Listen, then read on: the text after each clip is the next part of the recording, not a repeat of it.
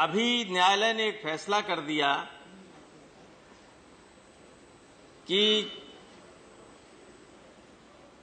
OBC category का candidate OBC category में ही जाएगा। अगर मान लीजिए वो टॉप करता है, वो तब भी ओबीसी में जाएगा। तो आपने एक तरीके से न्यायालय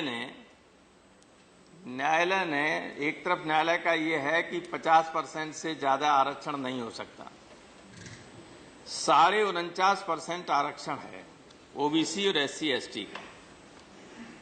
तो जब ओबीसी या एससी एसटी का कोई ऊपर मेरिट में जाने वाला है और जनरल कैटेगरी में आता है, वो नहीं जा सकता है। इसके मानिए आपने देश की 15% जनसंख्या के लिए 50.5% रिजर्वेशन कर दिया। हुआ कि नहीं हुआ राउत जी?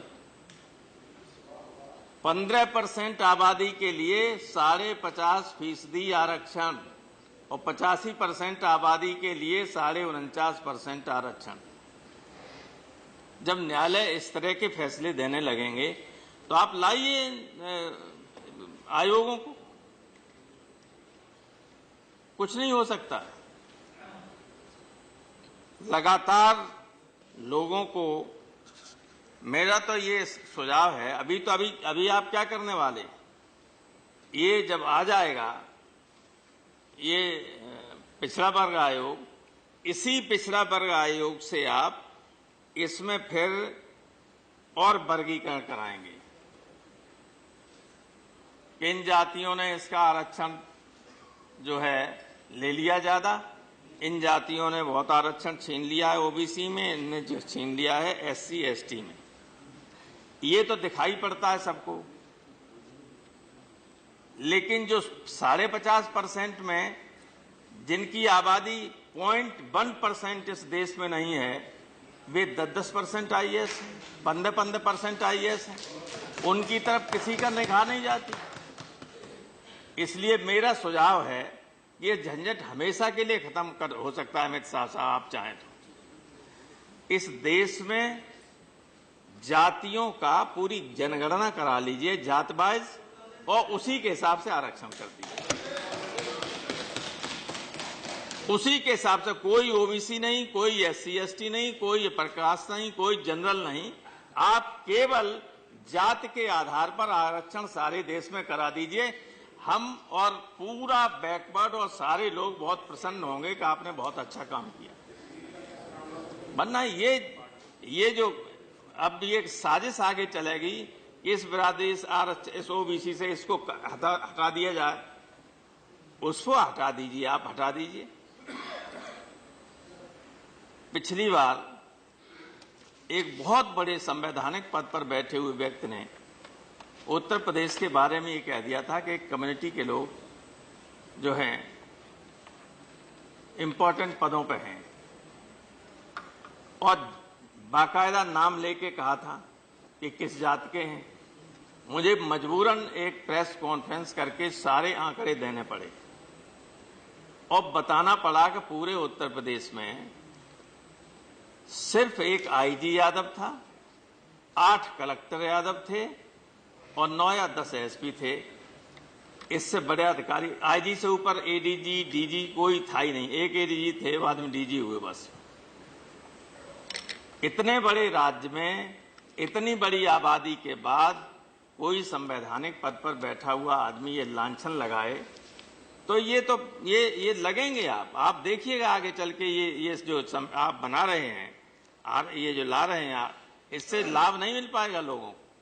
ये इतना तो मिल पाएगा कि जाति हो रही है, वहां डीओपीटी वाले कर रहे हैं, तो कोई अपना कंप्लेंट कर दे तो उनको बुला लेगा, ये तो होने लगेगा। लेकिन जो असली जड़ है, जहां से सारी गड़बड़ियां शुरू होती हैं, आपकी इच्छा के खिलाफ भी फैसले कर देते हैं, उस जड़ में ये मंत्री जी बैठे हुए हैं। वहां आरक्षण कीजिए, न्यायपालिका पे आरक्षण कर दीजिए। न्यायपालिका में जब तक इनके हितों की रक्षा करने का वाला नहीं होगा कोई, तब तक आप कुछ भी करते रहिए, इन्हें न्याय नहीं मिल सकता। रामगोपाल जी, वरना ये बताइए, एक सेकंड सर, मेरा कितना भी टाइम है और 1 मिनट है। अब 1 मिनट है, 1 मिनट में बहुत कुछ कहा जा सकता है। ठीक सर, न्यायपालिका ने ये जो मैं ये कह रहा हूं, इसलिए कह रहा हूं कि कुछ भी आप करना चाहें, कर नहीं पाएंगे, तुरंत फैसला दूसरा आ जाएगा। भाई तो आप लोगों की कैबिनेट के फैसले को बदल देते हैं लोग। 13 जजों का फैसला, इंदिरा साहनी केस का तो सबसे बड़ा बेंच थी, उसका फैसला था, उसी का फैसला था ये आरक्षण वाला, और ये कह दिया कि ये लोग नहीं जा पाएंगे जनरल कैटेगरी में। ये एक जज का फैसला था, वो भी हाई कोर्ट का था। हाई कोर्ट का एक जज सुप्रीम कोर्ट के 13 जजों की बेंच के खिलाफ फैसला दे सकता है और वो लागू हो जाता है। प्लीज। तो इस पर विचार कीजिएगा।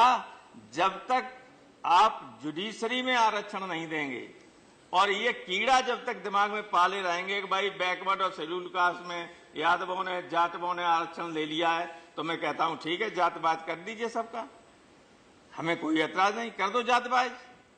तो आधा %, 1%, 3%, 2%, 0.1% भी नहीं आएगा नंबर, जो अभी सब कुर्सियों पर बैठे हुए सब। राइट रामगोपाल जी, ठीक है।